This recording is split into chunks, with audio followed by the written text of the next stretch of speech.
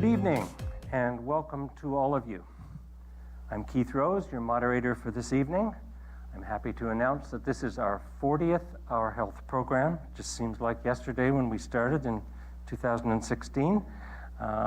And that means we've probably had about 150 guests or speakers on this stage. And you know, I can happily report they all survived. They weren't nervous at the end. So welcome to you three speakers, and the same, I can assure you, the same outcome. So I suspect that there are people joining us beyond the MCC here, although it's really nice to see these live faces smiling in front of us.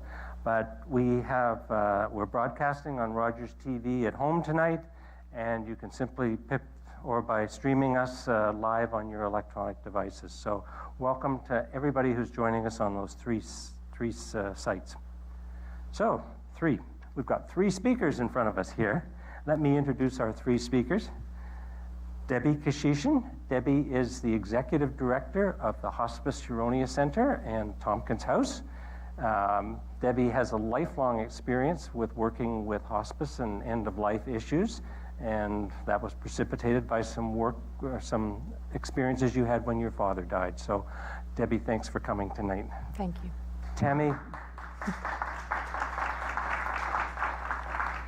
Tammy Baders is a nurse, a palliative care nurse that joined the hospice team shortly after it opened in 2000. And Tammy loves to talk about people. She loves to look after people. And she loves to teach people. And she loves to learn. And I hear she likes to quilt too. So Tammy, thanks for joining us tonight. Thank you. Tony Reid is a longtime family physician, currently working part-time as a hospitalist at Aurelia Soldiers Memorial Hospital.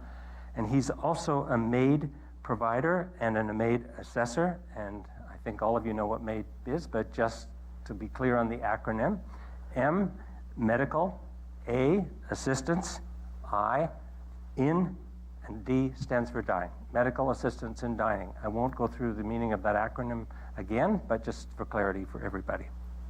Welcome, Tony. Okay. More detailed biographies are sitting in the brochure that we handed out. I think you all got it electronically, so take a look when you go home if you want to find out their real background. As well, in that brochure, there's a fairly extensive list of references and resources. And the first page really talks about 7 books here. And how many books do I read before going out to a show? Well, I did read some of the books this time, and I can say they are great. But what the books allow you to do, they're so full of examples. They tell the story.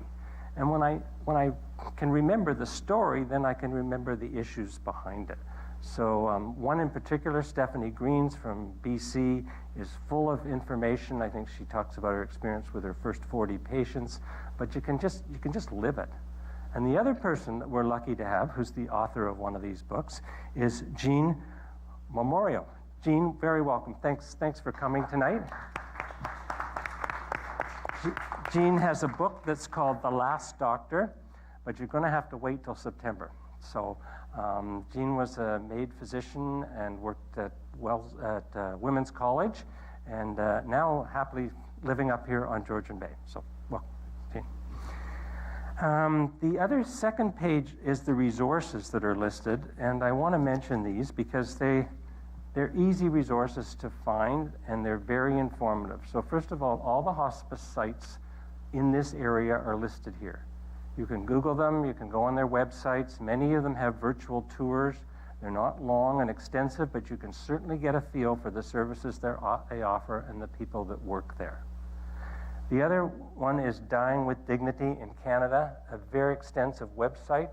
We had an event about 6 years ago here on grief, and I remember going down to talk to the Dying with Dignity people beforehand to get their workbook. Well, they do have a workbook now too, but it's a much more extensive workbook than what we talked about 6 years ago. So go on their website, it's all there. Their kit is there. And so The other one is the Canadian Association of MAID Assessors and Providers, where the information is quite extensive and, I will warn you, quite detailed, but if you have questions, you can get some answers there. So please take a look at those after the program. Before we start, I have some collective thank yous. First of all, to our advisory committee, specifically to Ted Chivers. Ted, put your hand up there. Ted has taken this event and planned it lived and breathed it for the last 6 months. Ted, thank you very much. Has talked with all of our speakers in advance and others, and done all of the homework which he provided to me, and what he most of all gave me was the enthusiasm for this topic, because it's important for us all. So thank you, Ted. We have 7 local sponsors who I will acknowledge later on in the program. And we also have some extraordinary staff here at the Midland Cultural Center. Glenn's up in the audio booth. Michelle does all our promotional material.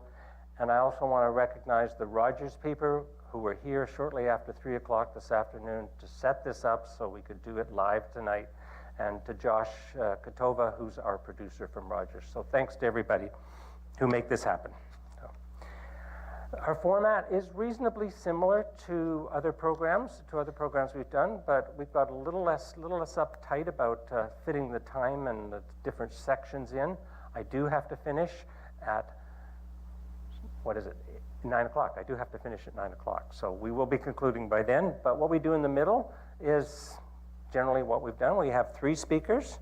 Tammy and Debbie are going to talk about hospice care during the first half of the conversation and discussion, and Tony's going to talk about MAID during the latter half. So that's the format.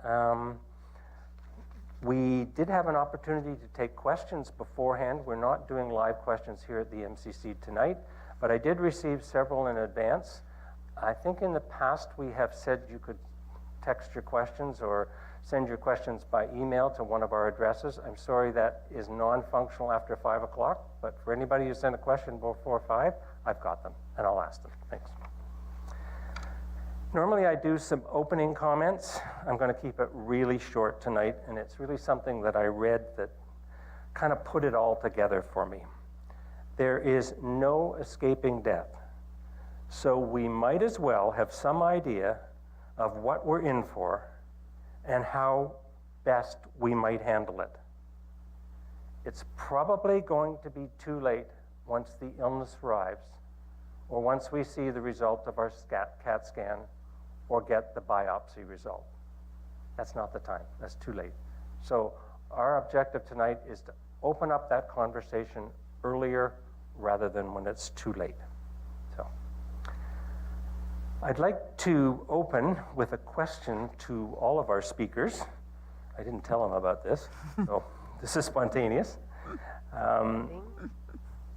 3 years ago, we did a program called Hospice Healing. What was it called? Anyway, it was our health program called Live and Heal with Hospice. That was 3 years ago, just before the Tompkins House opened. So there was a speaker there by the name of Cortez Miller, Kathy Cortez Miller, and I pulled one of her quotes. She said, "Dying and death is an important part of life. Done right, a good death can be a positive exclamation point to a life well lived." So at this point, I would like to ask our 3 panelists, what does a good death look like? And just so we aren't too repetitive, Tammy, I'm going to ask you to give the perspective from a patient. What does a good look? Tony, can you give me what it looks like from a caregiver's perspective? And then Debbie, you're wondering what I'm going to say. Yes. Can you take the family perspective? I will. Can you take that? Mm-hmm. Tammy, the floor is yours. Just a very short question. What does a good death look like to you? A good death is one that I've seen that is planned, one that has taken some time to kind of prepare for and have conversations with family, and just very open, honest conversations, because we're living this life and we know that we're all going to die. So we need to make a plan and have those conversations with our loved ones, and it's really all about love. And when we start thinking of it in that way, we want to make sure that we love our family enough to prepare for our own death. And so that they don't have to have that anxiety and be overwhelmed should we get that cancer diagnosis, and then all of a sudden we feel like the world is ending and we're not prepared for this. What am I going to do next? And we just don't know where to go. But if we have the conversations, then we can start preparing for our own mortality, because I think for the most part we live in a death denial society. We don't want to talk about it. We're all immortal. We're going to live forever, but reality is we're not. So we need to start having that conversation and planning for a good death, so that if you choose to come to hospice or if you choose to stay at home, then the plan is already in place. Services can be implemented if you're staying at home, or a referral can be made to hospice so that we are aware that, yes, this is your chosen path for your good death. And every single person is different. Everybody is an individual. We all have our own personal needs and our wishes for end of life, and that's what we do. That's what we do at hospice. So at this point, I'm going to refer it over to Tony, because this was just our opening question. Oh, I could go on. You'll find that Tammy can talk, wonderfully talk, but I think that's one of your beautiful strengths, Tammy. You talk recounting your stories with patients. Tony, from a caregiver perspective, what's a good death? I would like to have frank conversations with the person I'm dealing with and their families, have enough time to prepare for them to have time to talk to their families and decide how they want to die. And I also want to have good pain control and good symptom control. From my point of view, that's a good death. From the family perspective, Debbie? I'm going to go right here. Right here, I've got these two. See these stubborn little things? These I was given by my father. And when my father went to hospice, they subsided. His face kind of relaxed. He had dignity that he didn't have at home. He had dignity that he didn't have in the hospital. And as his family, for my sister and my mother and I, it was everything. It truly was, to just see him. He was only 60 years old. It was way too soon. But to know that he was not suffering, to know that he was surrounded by a lot of love, and he had exceptional care, we couldn't have asked for anything else. And that's my hospice experience. Okay. Thanks to the three of you for starting us off that way. Debbie, you said you would talk to us more in detail about hospice care. You are the executive director up there, so take it away. Tell us what hospice care is. Tell us how I can get into Tompkins House or any hospice in this area, and when it's appropriate to do so. Well, we're the place that nobody really wants to come to, right? Nobody wants to come to our Tompkins House. But then when they get there, they say, boy, I should have come earlier. I didn't realize it was going to be like this. And that's not just from the patients, that's from their families and their visitors, their friends. People come in with a very interesting perspective of what they're walking into. And again, from my own personal experience, my father's, I'll never forget the look he gave my mom and said, "You're sending me where?" And then we got to this beautiful room, and it's like, it's about time I got myself a private room here. And a quilt on the bed. My three boys sitting on their grandpa's bed watching the Leafs. I think they lost that night, although they're not going to lose tonight.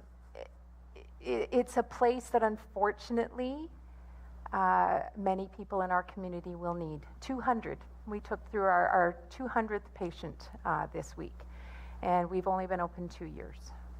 Most of them did not want to come to us, and yet every single family has told us how grateful they were that their loved one could die in this beautiful facility. How do you get there? Well, unfortunately, you have to have a life-limiting illness.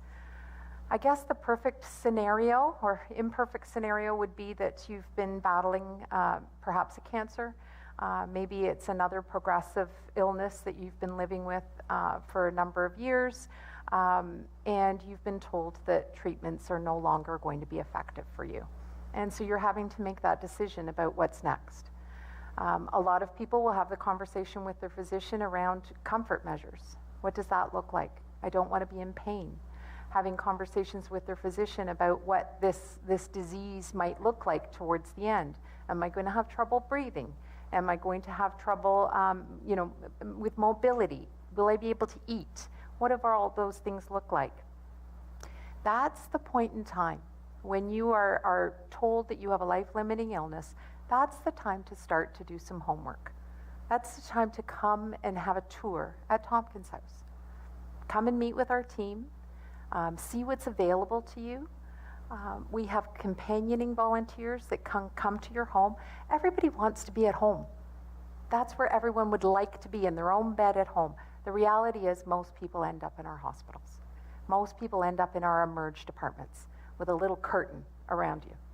But I also think they end up there because it's a default. It's what they know, right? For so sure. People are going to gravitate towards a place that is comfortable, predictable, and they know what hospitals look like. If we have those conversations beforehand and we receive a phone call, we can invite you in and you can have a tour. And you can see exactly, we have families come in and take pictures back to their loved ones so that they can see exactly what their room looks like, so it eases some of that anxiety. When's the right time to do that, Debbie, to find out more about hospice? Is there too far out, too close? I don't think it's ever too far out. And I say to people, we had a barbecue a couple of weeks ago, and there were a group of people through. We gave them a tour. We said, go back out and tell your friends and family, come before you need us. And then that way, and again, there's a lot of things that you can do prior to actually needing us. Get the paperwork done, the referral forms from home and community care. Get that done so there's no barriers to the point where you do need us. You can come as soon as we have a bed available. Get all of that done and out of the way. The greatest thing I see in our 5-bed facility is you've got a family, let's say in room 1, who's got everything done, all of their paperwork, powers of attorney, their wills written, and the family's there. They've got photo albums, they're sharing stories, there's giggles and laughter. And then you turn and the room next door is got witnesses coming to do powers of attorney. And they're racing around to try and find, where's that financial document we're supposed to be finding? And it's such a vast difference between those two experiences. Both families only have a little bit of time left with their loved one, and one is really cherishing it, and unfortunately the other one is really racing around trying to find answers that we could help them do far earlier. Talk to us a little bit about you. We all know that Tompkins House has, and most hospices are somewhere between 5 and 10 beds in this area, and that's an inpatient unit. But what other things do you do beyond working in an inpatient unit? What's your... Since 1994, Hospice Huronia has been sending volunteers out to the homes, and that provides respite care for caregivers. So it allows the caregiver to go out and visit with friends, go get a haircut, just to get away from the house for a little bit. It gives them a real break, and it allows one of our volunteers who is skilled, trained, compassionate, and supported by us to go spend some time. So we match up people who have similar interests. So, they'll go and sit at the bedside, maybe play cards, watch a show, and we've been doing that for a long time. I actually had a gentleman that came to us and said he was so grateful for this new program because this wonderful volunteer called Barb came to the house. She came every week to see his mom, and he said, I'm so glad you started that program. And I said, we've been doing that since 1994. It's been what Hospice Huronia has done. But unless you've needed us, we're that quiet little entity doing really important things. The other thing we do is our grief and bereavement program. And we know that grief begins long before a death occurs. We hear time and time again, especially in this community where people come up to retire. This is your plan. You're going to come up to the cottage, you're going to boat, you're retired and you're doing everything, and then someone comes down with a life-limiting illness. You're grieving the loss of what could have been. And so we have a social worker on staff, and we have a group of dedicated, trained bereavement volunteers who can help families well before a death occurs, at the moment of death, because again, no one's prepared for it, and then long afterwards as well. So those are our core programs that we've been offering here. Tompkins House, of course, we opened. No one told me it was going to be in a pandemic, I must say. So it certainly complicated things a little bit, but it was the right thing to do. We opened April 16th, 2020. I remember talking to Gail Hunt at Georgian Bay General Hospital, the CEO there, saying, Gail, I want to ease the burden on the hospital. You need to free up some of those beds. We want to help you, but I can't get PPE. We couldn't get masks. We couldn't get gowns. I had hired my entire team, but we didn't have PPE. And so the first patient that arrived from Georgian Bay General had a care package from Gail Hunt on it that said gowns, masks, gloves for Tompkins House. And that's how we took our very first patient. Great cooperation across the system. For sure. So, do I need to pay for hospice care? No, you do not. Good question. Sorry, I knew the answer to that, Yeah, but I wanted you to explain why. Do you know, it's one of the it's the biggest misconceptions, and people will come in and say, I can't afford this. And we'll say to them, there's no cost for hospice. You know, you've got your Timmy's coffee there in the kitchen. You don't have to drive down. There's no parking costs. There's absolutely no cost for care at hospice.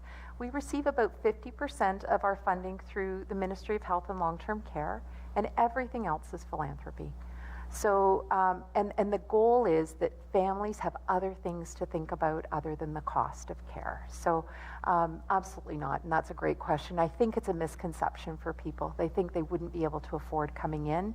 Yes, it is lovely. I've heard people say it's like a 4-star hotel, a 5-star hotel, and it is. Or a resort. Or a resort, a spa. We've been called a spa. Yep. And we can be called anything, but there are no barriers to anyone accessing our care. Okay. Thank you. We'll come back to you. I have some more questions. Tammy, do you want to tell us all about the love and the hugs and the dances? Oh, Keith. Yes, so quite often, well, really all the time, we're hugging a lot. And it's not just in person, and it's not just physically. From the moment somebody calls in crisis saying, I need help, is the first moment that anybody that answers the phone at Tompkins House is hugging that individual. And we just keep hugging you until you arrive at our doors, and we make you comfortable. And I know one of my colleagues, she goes, Tammy, I'm just not a hugger. I said, oh, don't you worry. I'll make you a hugger. And we just keep hugging because it provides comfort and it shows that we care. And that's what we do. All the nurses, they learn this dance. So I talked to Keith about this dance that we learn. And this dance is something that is led by the patient, by their family members. And it's individual. Every single person has their unique language that they dance with, and it's tailored mostly sometimes around the disease process and the symptoms that the person is experiencing. And we just let you lead the way. And we just help maintain you're pain-free, that you're safe, that we're taking all the symptoms that you are exhibiting to us. We hold your hand and we just dance with you, get the right medications on board, and sometimes it takes a little bit, but that's the beauty in the dance that we have with you. Can I tell a dance? Oh yes. Got to talk. An amazing lady was one of our patients, and she'd be buzzed, and so the nurse and I went in, and she had a chocolate shake, because that's what we serve at hospice. Is at any hour. Any hour, day or night. We are mostly the best. 3 a.m. Like chocolate milkshake makers, we are the best. Unfortunately, she had spilled hers all down. So the nurse was getting her up. So she was standing before me, and I don't know if you've ever tried to help someone with like a catheter and an IV and a gown. Anyway, I'm holding her, and she had her arms around my neck, and she was a wee tiny thing. So off comes the gown, we're wiping her up, we're washing her, and she says to me, you are the perfect height for a dance partner. And I said, well, then here we go. And we just had a little dance. And I remember her son just sitting there thinking, you know, my mom during this difficult, very, very difficult time, she's laughing. Right? People often say, how do you do? Tammy, how many times are we asked, how do you do this work? It must be so sad. Because there's a lot of laughter. So much laughter. There's a lot. Right? We just really, and we are blessed to be able to spend this time with people. And oftentimes, it comes from a wonderful memory, a family story, and we're there for the final chapter. We don't quite know what's happened maybe for the rest of the book, but our role is just towards the end. Helping write that end conclusion to their life story. Tammy, one of the things you told me about was one night when you were on the intake, you were on the phone. So hospice, I don't think, is a place that you call and it says, press 1, press 2 for this, press 3 for that, and wait for this, and then leave me a message. So tell me how you run the desk at hospice or the phone at night. Well, the phones ring quite often, and it rings down in the nurse's station as well as in the reception area. So if by the third ring nobody has picked it up, of course the nurse is going to pick it up. And the person on the other line, it all depends on the situation. And we just respond. I've had calls at 2 a.m. in the morning, somebody who was grieving the loss of a loved one and they needed support. And the nurses are ready and they're trained to pick up those calls and provide that support. Okay, thanks. To the two of you, does family address make any difference? Where I live, if I live in Tiny, if I live in Aurelia, or if my mother lives in Barrie, how do you decide where is best suited for that particular patient? Yeah, we have no boundaries. Hospice in Ontario should not have boundaries, right? We all work collaboratively for the best interest of each individual patient. We've taken someone from out of town if we've got a bed available. There's no one local who's needing us, and the family's here. So let's say someone's out of community and their loved one lives elsewhere, but they live here and they want to have their loved one close by and we've got a bed available, absolutely we will do that. Options too right now in our community, we can certainly go. Aurelia Mariposa House is now opened with a 5-bed hospice. And of course our sister partner is Hospice Simcoe in Barrie with a 10-bed facility. So we all work collaboratively. Collingwood is also, Campbell House in Collingwood has 6 beds and there's 4 respite beds. Few things are changing right now around that word respite. It used to be that if you were coming into a hospice, and again, this is one of the misconceptions that people may have, is that everyone that comes into hospice is going to die right away. And some actually can go home, right? Once we get their pain and symptoms managed, once Tammy and the team and our doctors get a chance to stabilize them, see what's happening, help come up with a plan of their goals of care, oftentimes people will rally a little bit. I had one lady in the kitchen, I thought she was going to do some dishes, and I said, you might want to think about going home. And she said, I can go home? I didn't know that. And she said, can I have my same room back? And I said, I'm not sure about that, but they're all quite similar, so don't worry. She came back several weeks later and had a very peaceful death. But I think the fear too, and we always say, Tammy, I'll tell you, I say, my philosophy is get me to yes. I get you to yes. And she gets me to yes quite often. But what does that look like for each person? How can we help? Does that mean we can set up a volunteer to go into the house and help support? Does that mean that the family can call us 24/7 to say something's changed and I'm not sure what I'm seeing? And but even family members can stay over because the rooms for sure are large enough and they're equipped with a Murphy bed so that family can stay. So it doesn't mean that they have to be alone. How often do you have conflict in families? Because sometimes a stressful situation will bring out the best of families, and they may not have all talked about this beforehand. So how do you manage that? Give us an example. Have you got something that family dynamics? Ooh, yeah, we deal with that often. Right? We do, but it's also because the conversations haven't been had, and so people are unaware, and that how we deal with it, as from a nursing perspective. Separation is always a good thing. If we can separate family members, give them time to reflect and think about things, that's always good. Our main goal is making sure that the person that is dying is the most comfortable person in their world. Family needs to sometimes, I'll go down to Deb or to the social worker and say, okay, I need a little support here because it's taken away from the care. And once you start taking away from the care of the person that's dying, then we need to figure out a solution. We have to have a better idea of how to navigate this. And the house is big enough, so oftentimes I'm just kind of herding down to the other end of the house, because we've got a quiet room over here. I think I'm going to have you over here, and I think we're going to have this side of the family here. I also bring out my wagging mother finger to say, you know, your mom's not going to be here for much longer. I've got 3 sons too, and you guys are all going to get along. Okay, you're going to get along for right now because she needs you to. So I want you to take a breath, and I want you to look at each other. And it doesn't matter what happens when you leave here, but while you're here, I want you to be present for her. I do have one story I have to tell you. It was one of our very first patients, and we were told that there was a little conflict with the children. And I must have missed at the front door the other kids coming through, and it was tense. I could tell it was very, very tense. Our house is usually so peaceful that whenever there is tension, you can feel it.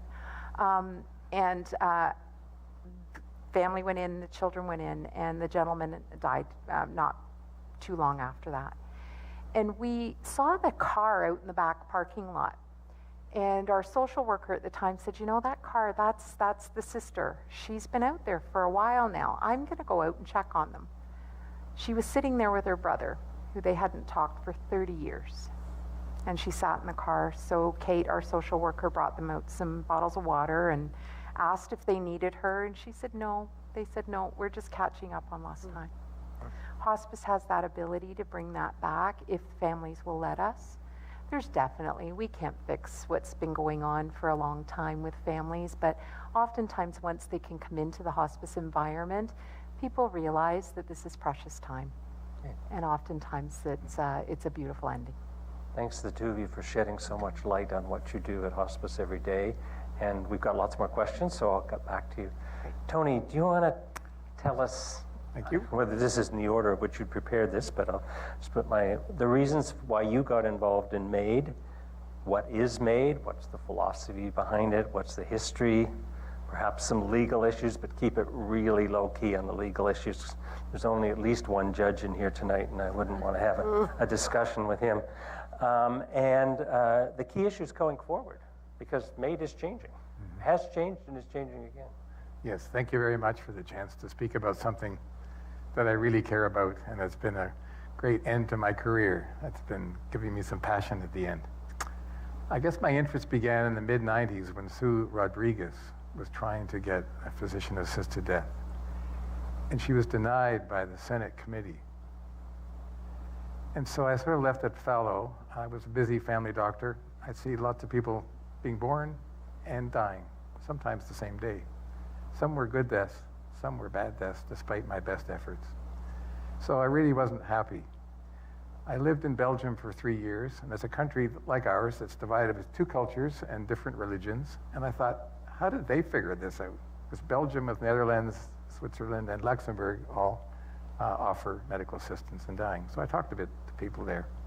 And I came back to Canada and started working again. And suddenly, in 2015, there was the Carter case where somebody said, I want the right to die, and you shouldn't be preventing me from making this choice. And the Supreme Court struck down the law that said a physician couldn't help somebody. And that was in February of 2015. They say, we're going to strike this law down, and we'll give you to June 2016 to come up with a new law. And then there was an election, and the Liberals came in October 2015. And they had 8 months to come up with a new law that changed the landscape of medical assistance in dying in this country. And Jody Wilson-Raybould, the Attorney General, and Jane Philpott, who was a family doctor, she was Minister of Health, they got together and they worked like dogs. And in 8 months, a brand new government brought in earth-shaking legislation. I was just stunned. And I was really peaked at that point. I was thinking, I'm getting close to the end of my career. I want to do something that's important. I got to talking to some friends. I joined our committee at Aurelia Soldiers Memorial on the MAID committee. I talked to another colleague, and we decided we would do this. Now, this was all hush-hush at the time. People weren't talking about it. We worried about our colleagues giving us a hard time. And so we very quietly made ourselves available and got our first referral in December and went to see this person. He was living alone. He was in his 40s. He'd had throat cancer, terrible diagnosis. He'd had surgery. He'd had radiation. He was on a feeding tube. He was losing weight. Couldn't swallow very well. He was in pain despite a pain pump. And the worst part is he was bleeding regularly. He was afraid he was going to bleed to death and choke on his own blood. It was just terrible.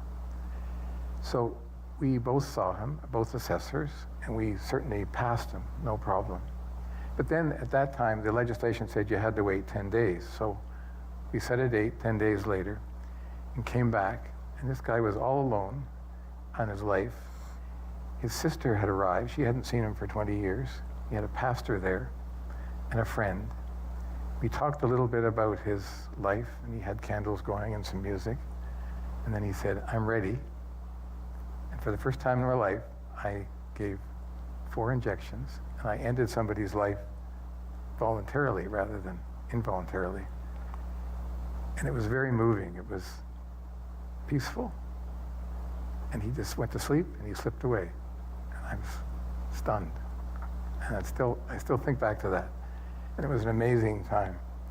And I went on to do more with this colleague, and then it became more accepted. We talked about it in our community, and we formed a team, and I now coordinate the team. There are about 5 or 6 of us, and we farm out referrals that come. And I've done it since then, so for 5 or 6 years. And I find it really, really meaningful.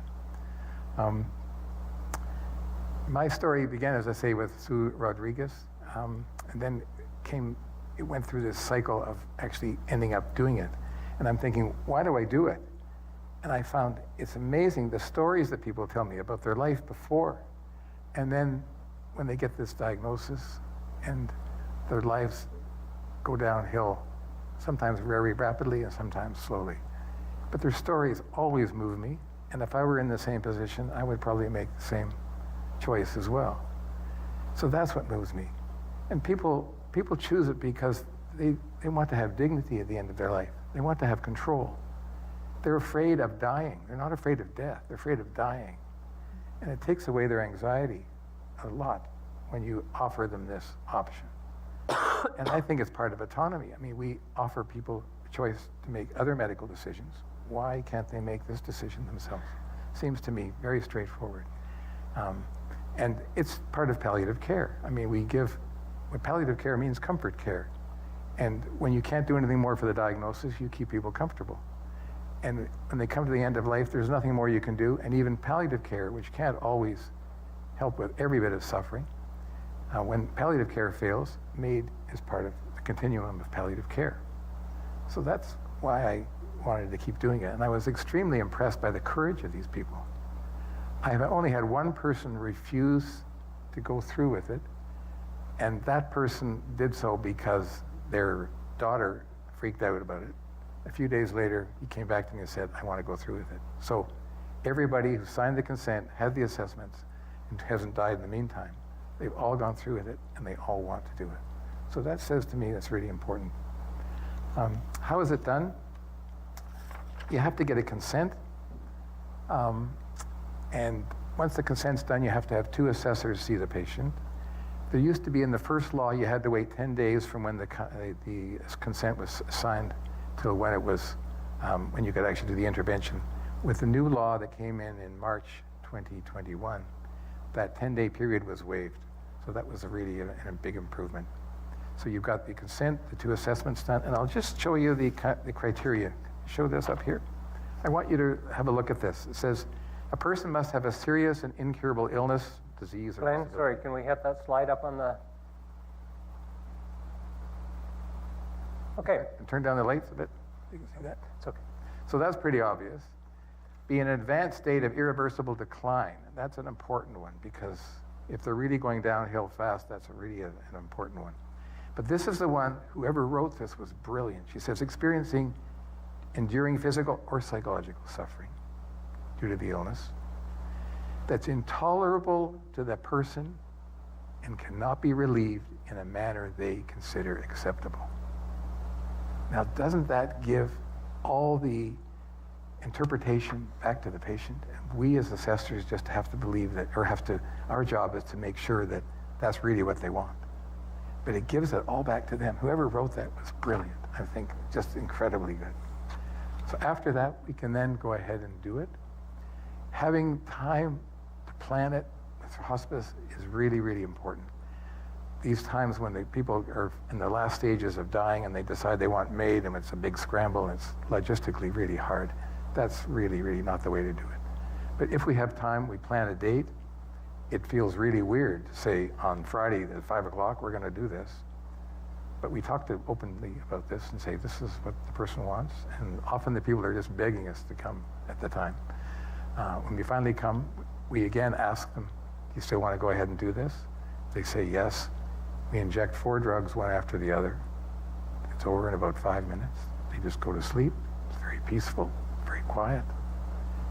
It's very moving. The family are crying, but happy.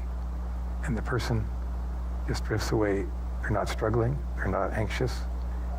It's really quite something.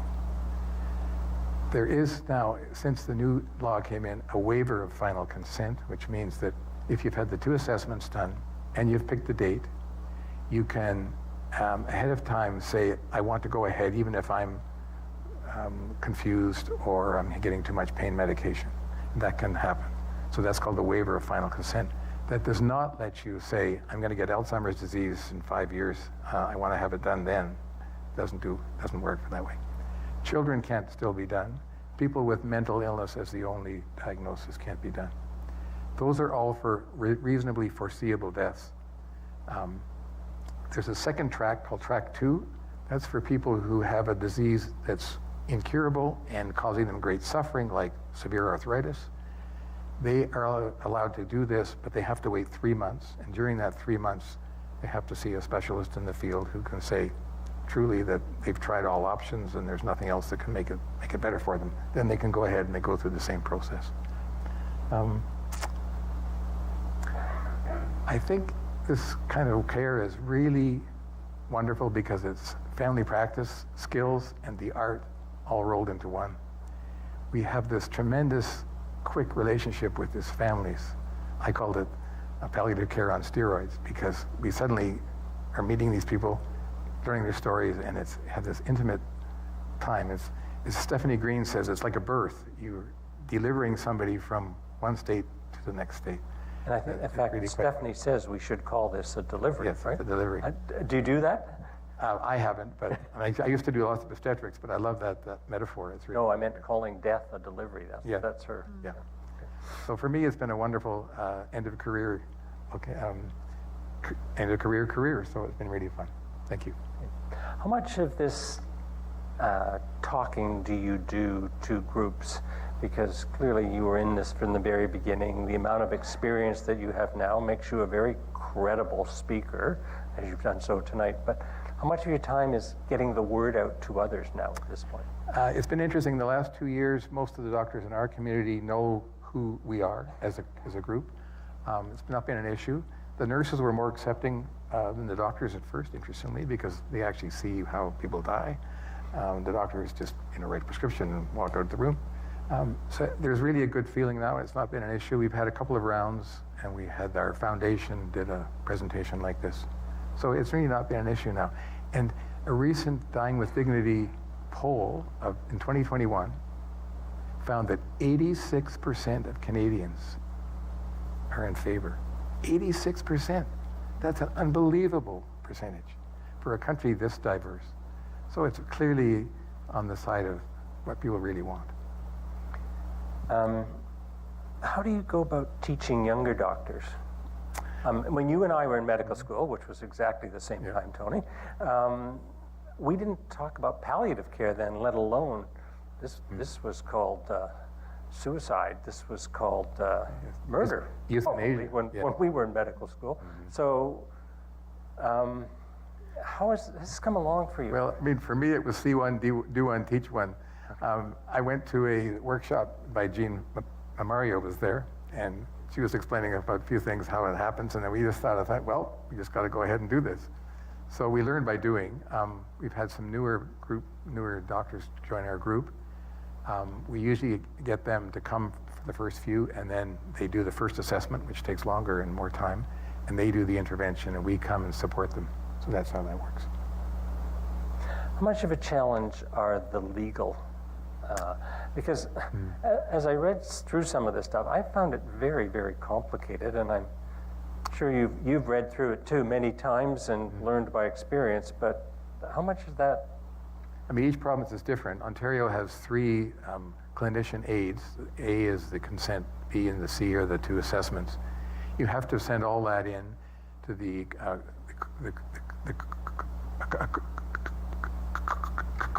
coroner's office, sorry. The coroner's office, plus all the documentation that they really had this illness. And that takes a lot of time to pull all that together. And we talked to, once we've done the MAID, we actually put on the death certificate, just so you know. We don't put MAID on that. We call the coroner's office and say, this person died from blah, blah, blah, and we explain a little bit about it and send all this stuff in. And I have rarely heard back from them, maybe once or twice. They just want something corrected. So the legal stuff sounds pretty horrific. I think if you follow all the directions, it's not. And yeah, I mean, it's cumbersome and time-consuming, but legally, as long as you follow the rules, I think it's pretty straightforward. Since it started, there's always been this requirement for reporting. So somebody has this data somewhere. Has anybody done anything with the data to kind of say where's the difficult areas or where are the successes, that kind of thing? Yes, the federal government has quite a serious reporting portal that if somebody dies ahead of time or something happens, you have to go on to that. Now, Ontario, for instance, takes all that information from the coroner's office and sends it to the feds. But the federal government have come out in 2021 with a summary of what had happened up to that point, and 2.5% of Canadians died by MAID. Now I think it's closer to 3.5, and in Netherlands, which have been doing it for 20 years, it's like 4%. That's probably where we're going to end up. You talked briefly about a lady or a patient that was booked for MAID, and because her son or one of her children was against this. How often does that happen? Because good question. Not that often. 4% of the people accept it. That means there's a group out there that probably maybe not feel the same way. So. Yes, certainly one of the big questions I ask is, do the family know, do the children know, and are they supportive? And the vast majority are. The few that aren't, we sort of say, well, you have to sort it out. And we get our social workers to talk with them and so on. But I don't want to wade into a situation where there's obvious conflict at the time. So how would you do that? Would you deny somebody MAID because there was a daughter and son that, or how would you handle that? I would say for them to sort it out as a family.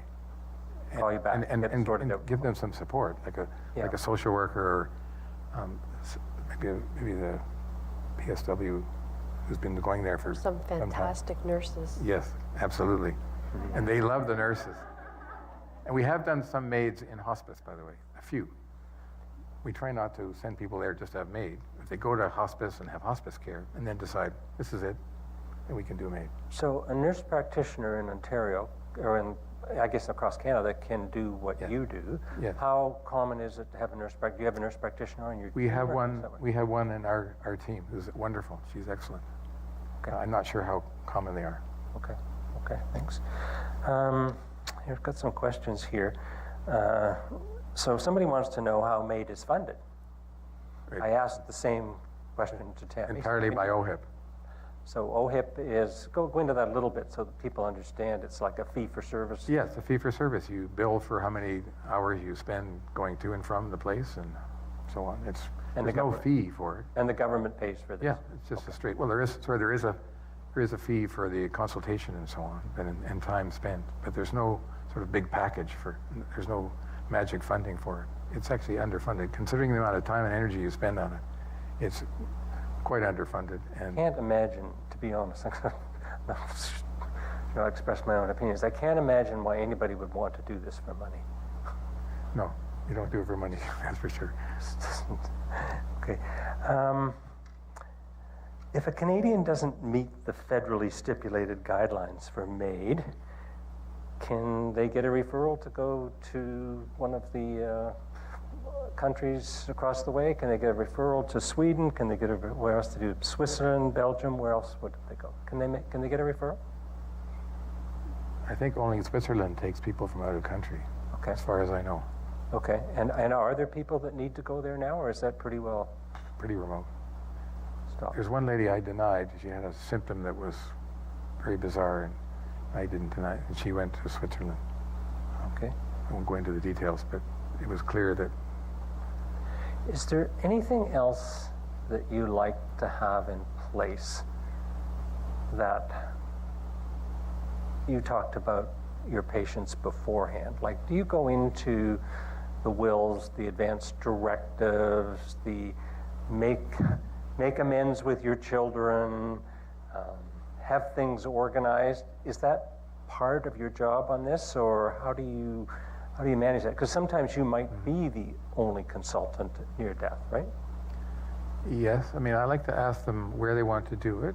Most do it at home. I'd say I do 90% at home. Who they want to be there, what they want to do beforehand, how they want to have it set up, music, candles. I've had big parties right before. We go into the place that's full of bottles, and I'm thinking, wow, this is quite the place. And someone else, it was like one person in the room, and I'm thinking, oh my, people die as they live. It's quite sad, actually. But I mean, it's quite amazing.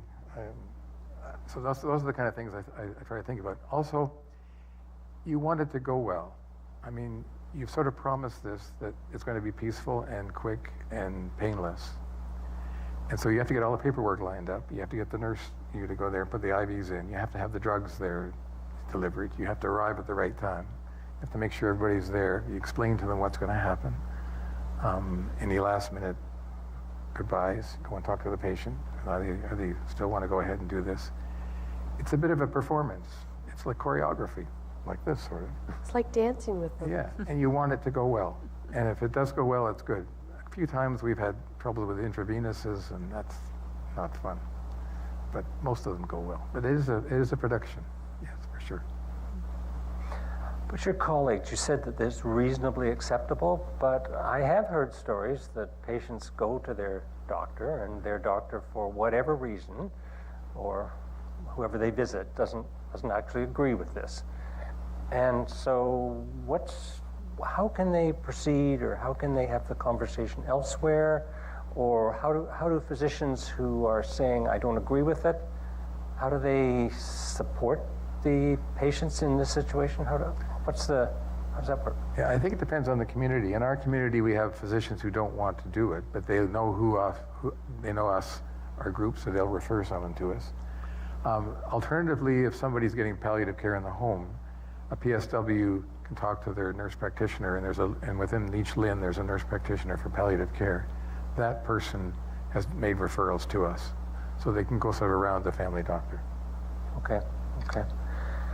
I've gone through most of my questions here for now. Okay. So at this point, I would like to switch to my advertisement.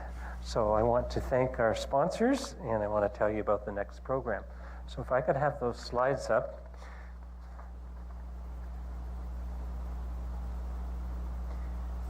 We have 7 wonderful sponsors.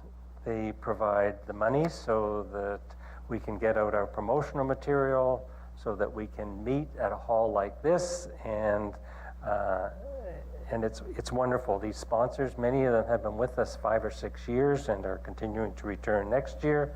But I do want to acknowledge them. Anita Federici, who runs the Center for Psychology and Emotion Regulation. Audio Hearing Aid Center, where Andy Audio works, and he has offices throughout Simcoe County. Waypoint Center for Mental Health, our newest sponsor.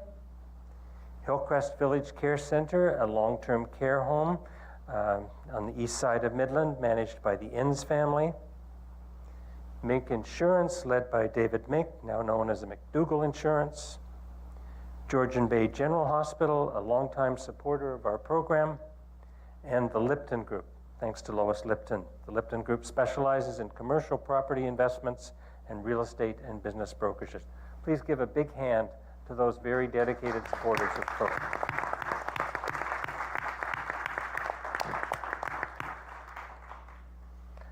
Our next program is 5 weeks from tonight. I expect that we will be welcoming back a live audience to the MCC, just like we did tonight. The topic is antivirals, the new wonder drugs. So what are antivirals? How many here have heard about antivirals? Oh, good, good. 3/4 maybe? They are what has turned the course for anybody who's ever had HIV. They have revolutionized the care of HIV. There are people out there now that are cured of HIV, and when I was first in medical school, all of those people were dying. They're cured now. Antivirals are also used for hepatitis, several forms of hepatitis, which, as you know, has not a lot of cure, and a lot of those people end up with liver transplants. So antivirals play a large part in their illness. And the third category is, had more recently, antivirals have been the mainstay of some of the COVID interventions in the last year or so. So we're going to focus on those 3 particular diseases. We have 3 speakers. Colin Lee from the Medical Officer of Health, the Associate Medical Officer of Health for Simcoe County, and Vaughn Mallows, who's a pharmacist. Both Colin and Vaughn have been with us at other programs before, talking about different things, but we're going to talk about antivirals.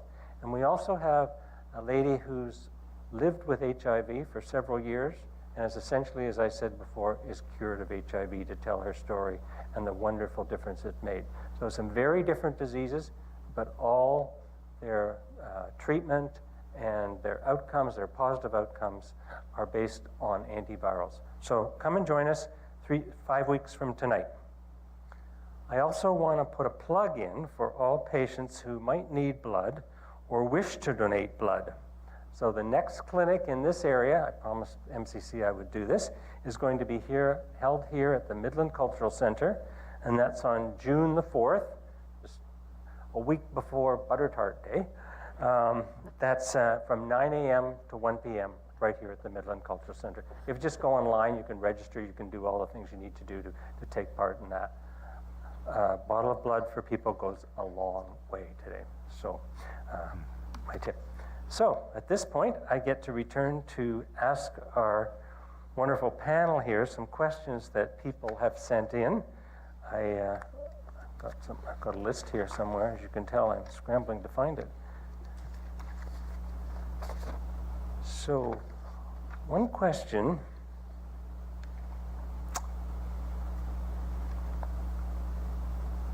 Given that Ontario has a healthcare organizations providing long stay for patients, rehab, mental health, and chronic care, many of those or several of those institutions are part of the Catholic Church. There's one right here in this area. And given the Church's position on assisted dying, not many of them allow MAID within their organizations. I know there's people that don't think that's right, but that's the way it is today. And given that patients of all faiths are admitted into those institutions, what steps are in place to ensure full discussion of death and putting the supports in place if a patient within that institution is requesting MAID? Who wants to take that one? Tony, do you want to start? Tammy, maybe? Yes, I'm afraid it's true. Certain facilities will not allow MAID, and patients have to be transferred out to somewhere, either their home or another hospital that does it. It's a shame. That's the way it is, unfortunately. Do you see that's going to change? I don't think so. But I heard early on in MAID, a Catholic priest was interviewed in CBC, and he was going to choose MAID, and he was a Catholic priest. Mm-hmm. And he said, God won't choose me on the basis of how I died, but how I lived. And I thought, perfect. If that person can make that decision, others can too. And I'm deeply troubled by the fact that certain religious facilities can refuse made within their walls when the patients are secular. Can you find an alternate? Yes, we can. I mean, fortunately, in our area, there's no facility that's run by a religious order, so it's not an issue. But I would think maybe in Penetanguishene it is. I'm not sure.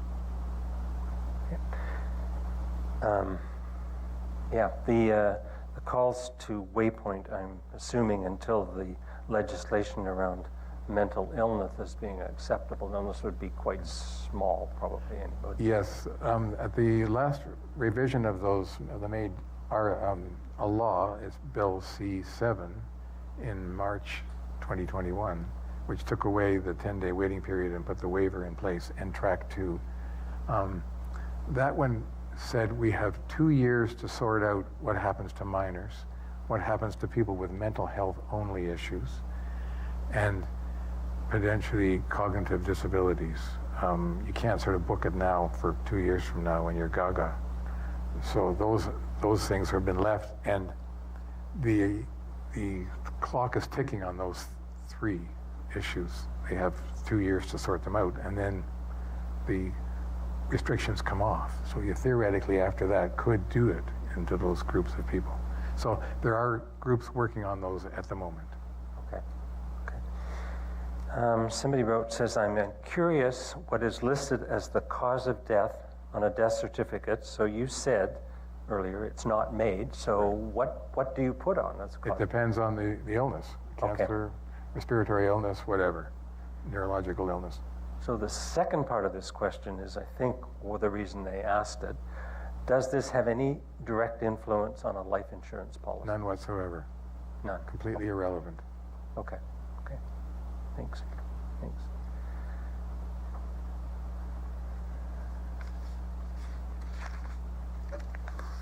Lots of questions here, just have to find them.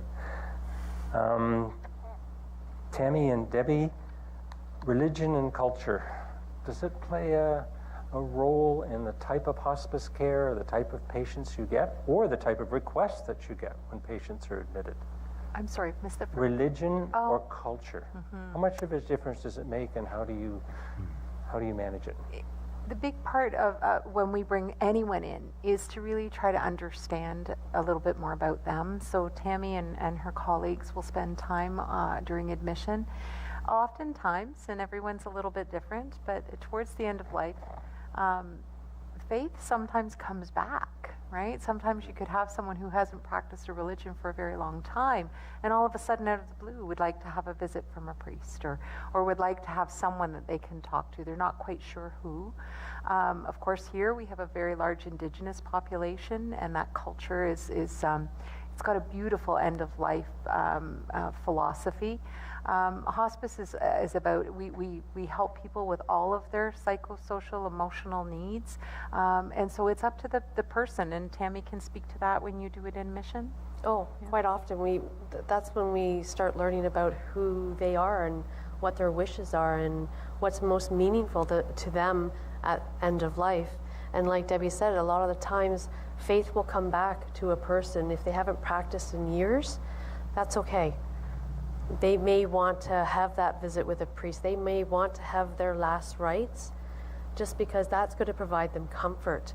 And part of our goal at the end of life is to make sure we try our best to make it a trauma-free end of life death. And it's by maintaining pain and symptom management is part of it, but also the psychosocial piece. Just being able to live out your life to the fullest, to the very end, and making sure that those wishes are met, that's what's going to help the journey into whatever it is that you believe is coming next, as peaceful as possible. So I can ask you all of you this question. In terms of drugs that patients are taking or therapies that they're having, towards the end of life, what happens to that? Suppose they're taking high blood pressure pills, you mentioned that earlier. Suppose they're having some radiation that just keeps the swelling down. Are those patients that would you might see at hospice, or Tony, that you might get a call from? And how do you manage those current treatments they're having, or even lots of narcotics perhaps that they're having for pain control? Yeah, I guess because the goal is palliative care or comfort care. So if the treatment can contribute to their comfort, then we do it. If it's a waste of time, like a blood pressure pill or a cholesterol pill, forget it. If it's a pain medication, yes. If it's an anxiety medication, yes. If it's something to help saliva build up, then yes.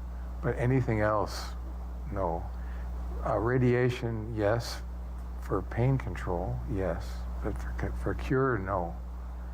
So we pretty well take away all medications except for the ones that would make them more comfortable. Okay.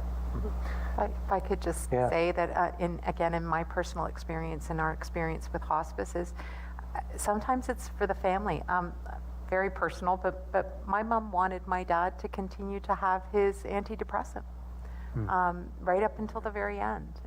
And the nurses said, you know what, he really doesn't need this anymore. And she said, yes, he does. I want him to be comfortable. I want him to be happy.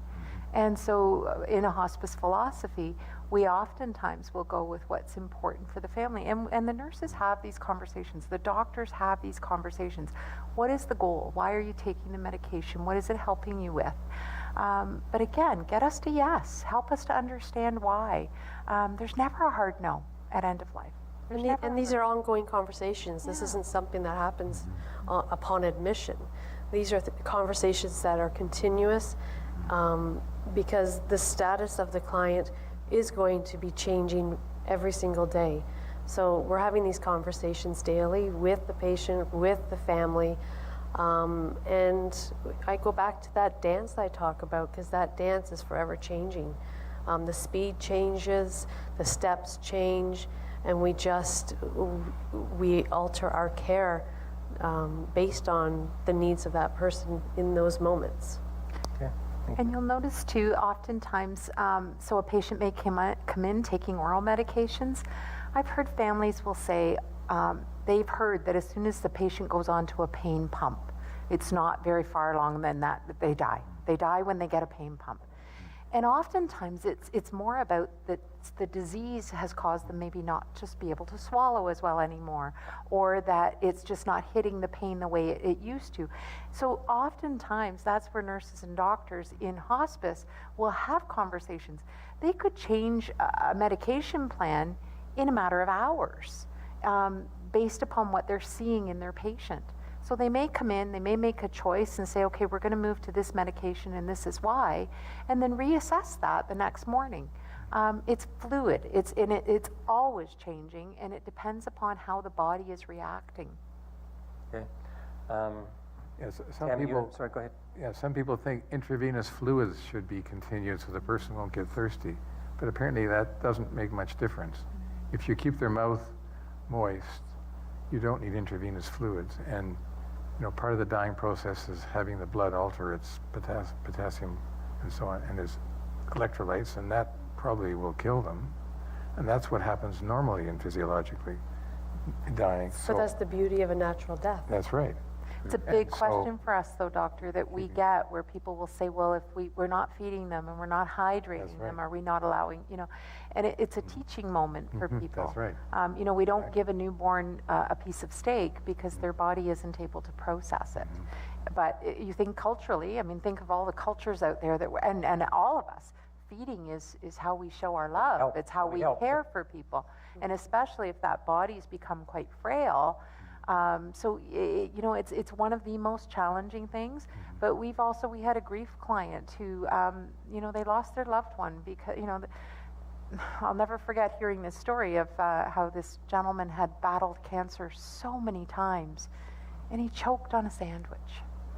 And his family, it was just, they came to us for grief because they said, he was such a fighter, and he was so, and we let this, we weren't paying attention, and this happened, and they were racked with guilt about it. But it's also the education piece, and it's one of our responsibilities in hospice to help families to understand what is physiologically. You got it. Thank you. With the body. Often it's teaching and just educating people. I don't know whether you'd consider smoking a medication. Some people do. How do you manage smokers? I mean, this is... I take them for you walks. you want them to be content. Yeah.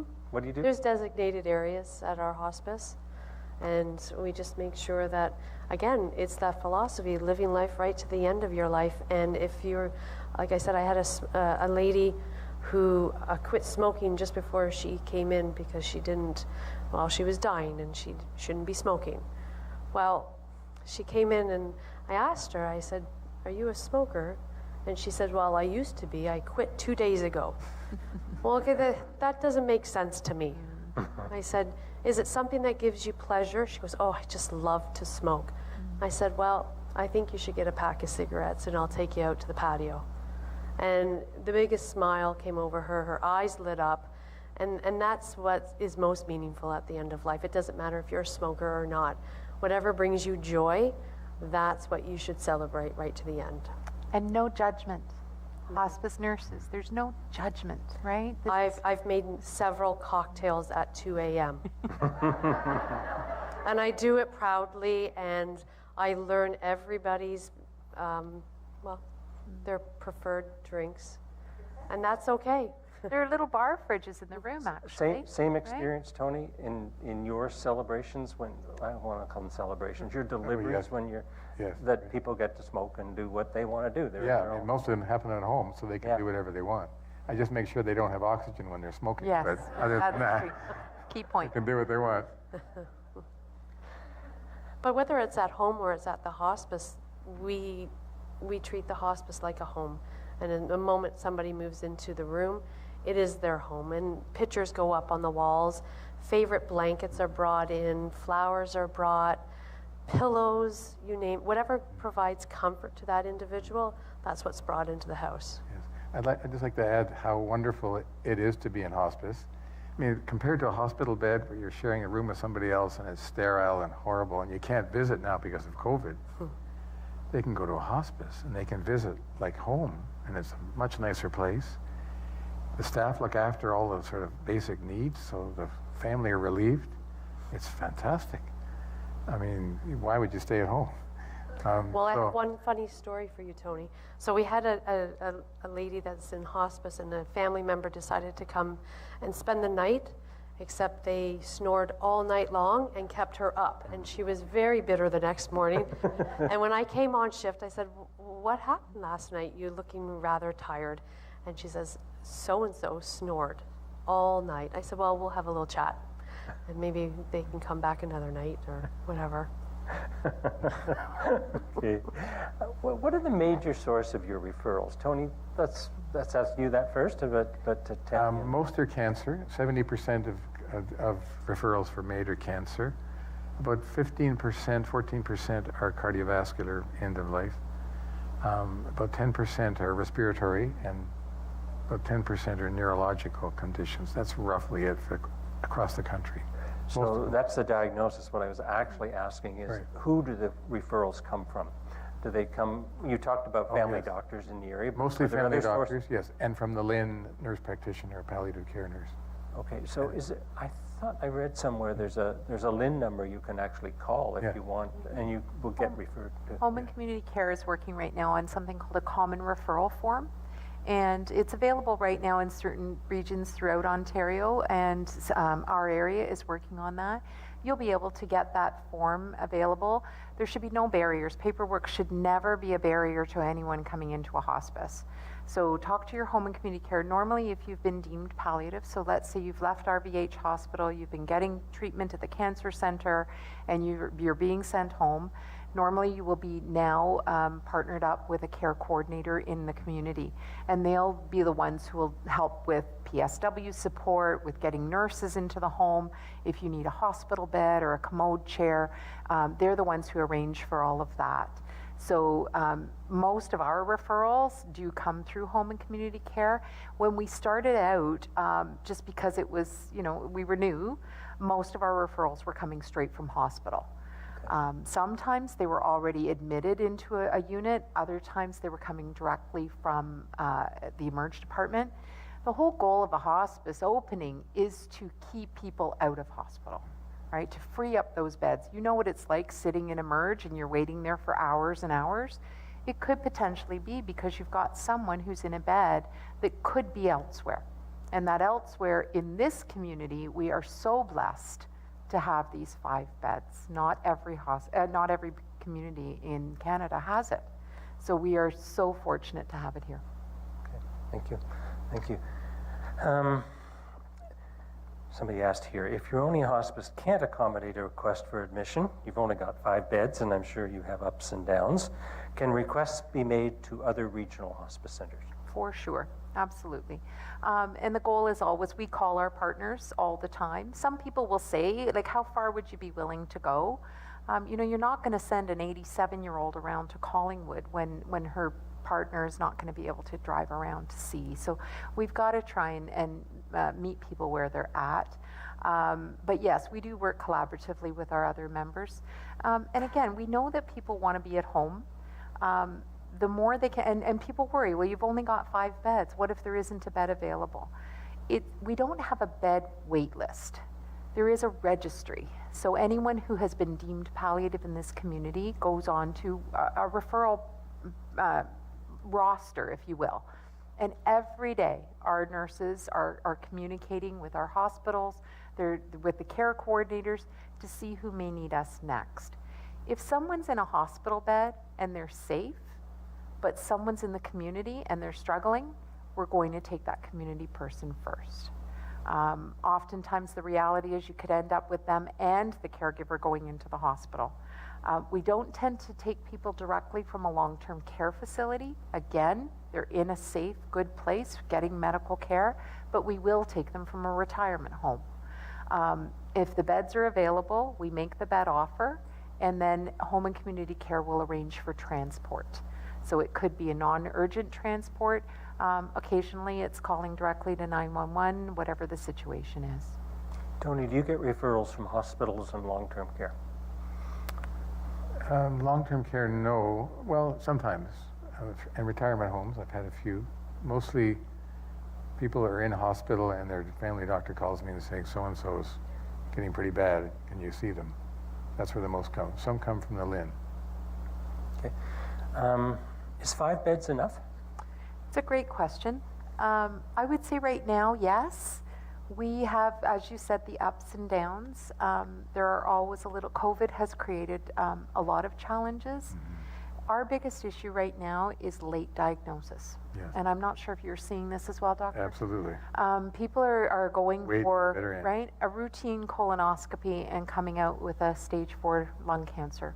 And we're seeing this time and time again. And so families are coming in quite angry.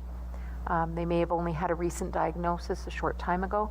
I remember a really wonderful palliative care doctor always telling me there should never be a crisis in palliative care. It should not be emergency treatment. Right. Yes. But we're seeing that now with people who have, and it's devastating for the families. COVID has caused a lot of changes in healthcare, and one of them is that families are now having to deal with this rather sudden end-of-life situation for their loved ones. And it's tough. It's very tough. Okay.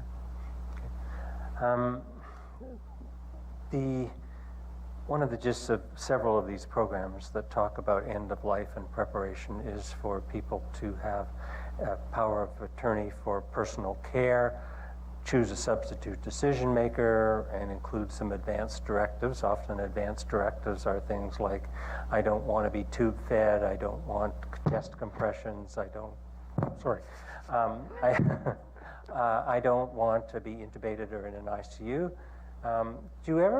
Is it possible to put that you want to go to hospice care or that you want a MAID procedure in your advanced directives? No. You'd have to, at the time, you have to be capable of making the decision, of knowing your diagnosis, making your decision, and at the time when you're actually getting the procedure at the same time, unless you sign the waiver.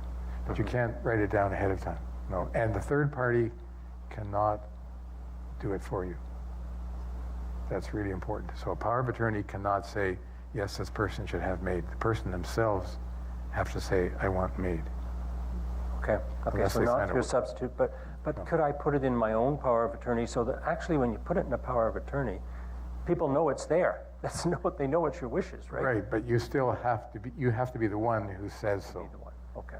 So it wouldn't help putting it in your. But they can certainly choose hospice care. Yes, Absolutely. for sure, hospice care. And we honestly, I sit with people every week that come through for a tour, and I often try to speak directly to the patient because it truly is a gift to their family. And I speak from experience. I remember my mom feeling so guilty because she made this decision for my father. And honestly, it was the first death that we had ever experienced. So we didn't know anything else. We didn't know what to do.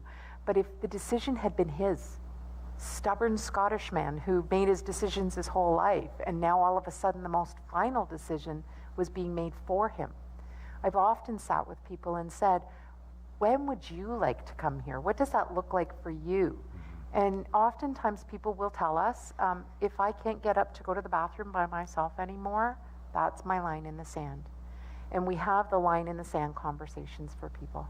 Sometimes it's if they can no longer feed themselves, or if they feel, and again, if they feel they're being a burden on their family, the family will often say no, they're not being a burden, but when the patient themselves feels that way, and then they can come in, allow our team to take care of the care, and just let the family go back to being the family again. It really is a gift. And if all we do tonight is you go home and you tell your family and your loved ones your wishes and use your voice while you have it, that would be the greatest gift that we could give you tonight. Is to Start go the home, conversation. right? Make sure that your voice is always heard.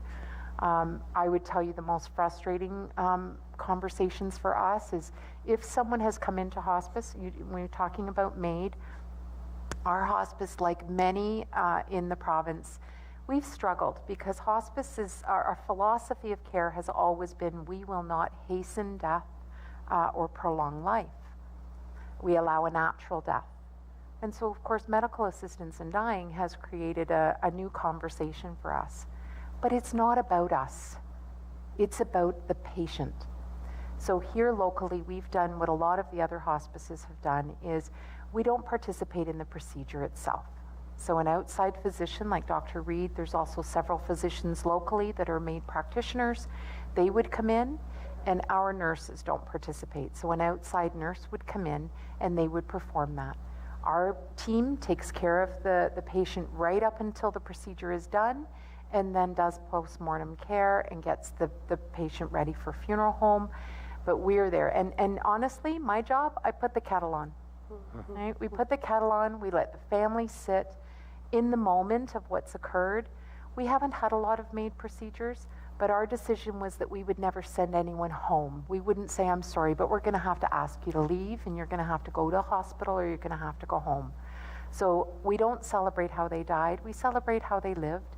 And quite honestly, no one would know.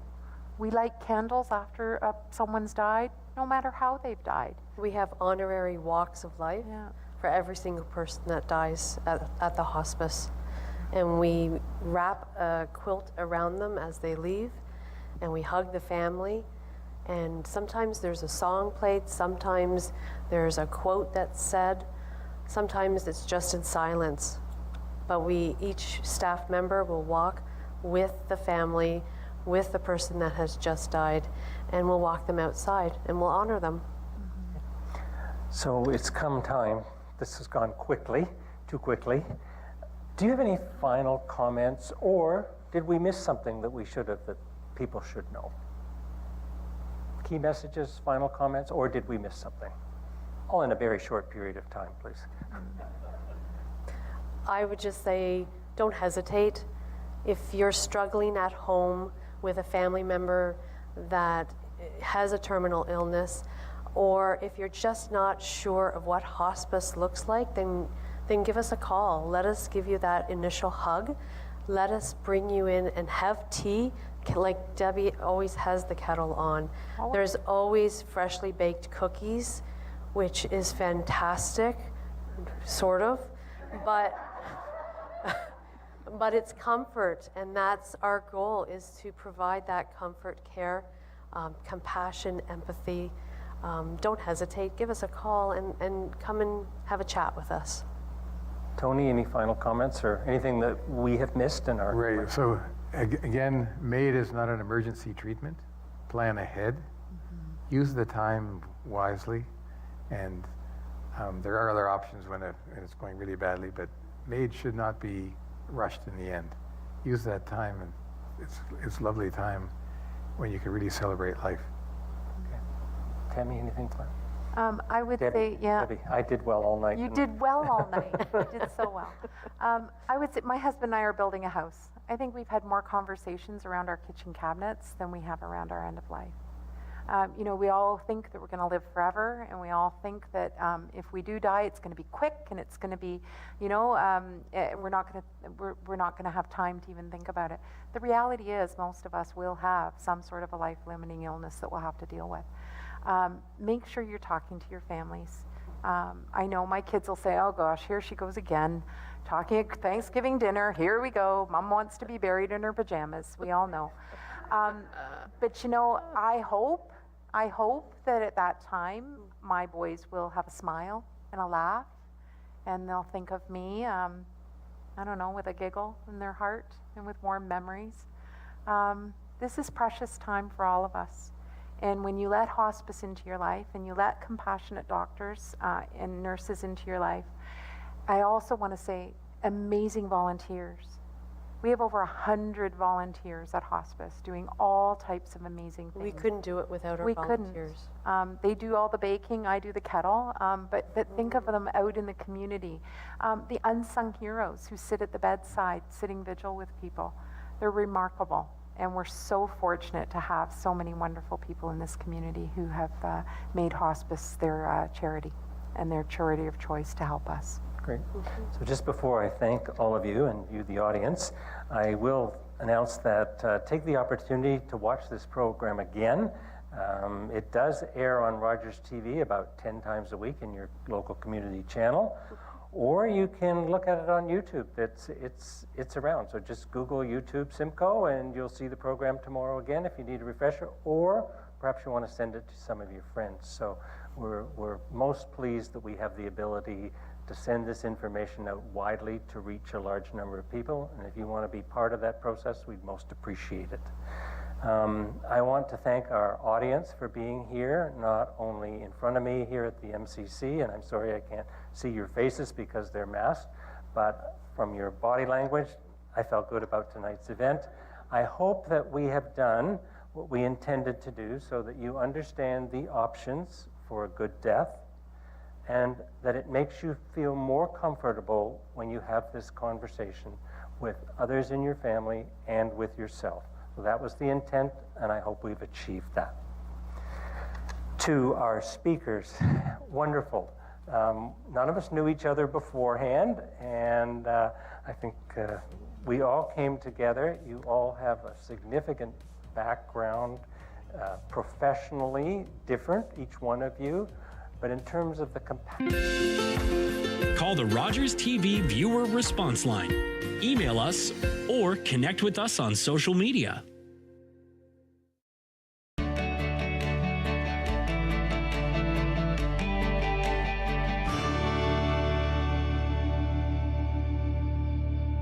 Calling all journalism students, Omni Television is once again awarding scholarships to qualified students pursuing a career in third language journalism. When I found out that I won an Omni scholarship, I honestly wasn't expecting it. Winning an Omni scholarship helped me realize that I chose the right career path by pursuing third language journalism. Omni is home to a variety of locally produced current affairs programs and daily national newscasts, broadcast in 6 languages. To learn more about Omni scholarships, visit omnitv.ca/scholarships.